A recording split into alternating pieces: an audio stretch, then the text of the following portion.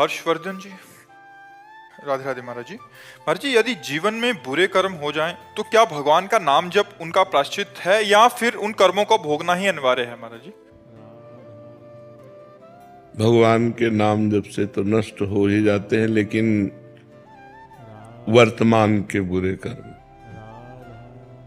जो कर्म प्रारब्ध बन गया है वो भोगना पड़ेगा। जैसे कि पिछले जन्म के जो भी उनमें से जो प्रारब्ध बन गया है, इस शरीर की रचना के समय जो प्रारब्ध बन गया है उसे भोगना पड़ेगा, उसे नहीं काट सकते।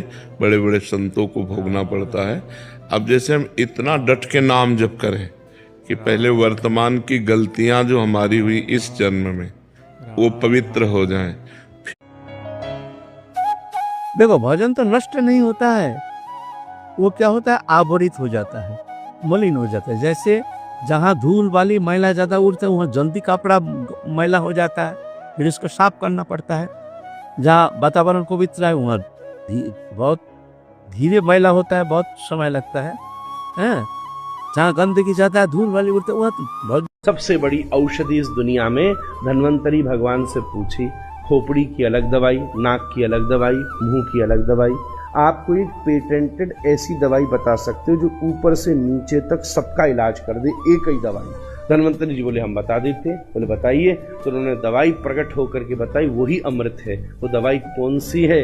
अच्युतानंत गोविंद नामोच्चारण भेषजात नश्यन्ति सकला रोगा सत्यम सत्यम वदाम्यहम्। सत्य सत्य कहकर 2 बार दोहरा करके धन्वंतरी भगवान लिखते हैं। आप सबको मंत्र दे रहा हूं। ओम अच्युताय नमः, अनंताय नमः, गोविंदाय नमः।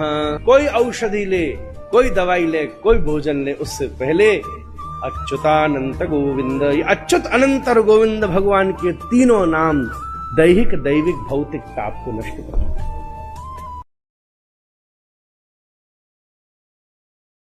लेकिन हम आपको वृंदावन में बैठ के वचन देते हैं, चाहे हमें और जन्म लेना पड़े तुम्हें लेके जाएंगे। अगर तुम्हारा जन्म होगा तो हमारा भी जन्म होगा, और हमारा जन्म नहीं होगा तो तुम्हारा भी जन्म होगा। विश्वास कर लो। यदि आप नाम वाणी में और जैसे चल रहे हो ऐसे चले रहो, तो लिफ्ट में बैठे होकर निकुंज न पहुंच जाओ तो हमें बताना। खिलवाड़ मत समझो, सबको समेट के ले जाएंगे। पक्का विश्वास माना ना। अगर गुरु ने हमारा नाम प्रेमानंद रखा है और गुरु के प्रताप से सब हुआ है, मेरी तो एक मच्छर को भी भगवत प्राप्ति कराने की सामर्थ्य नहीं।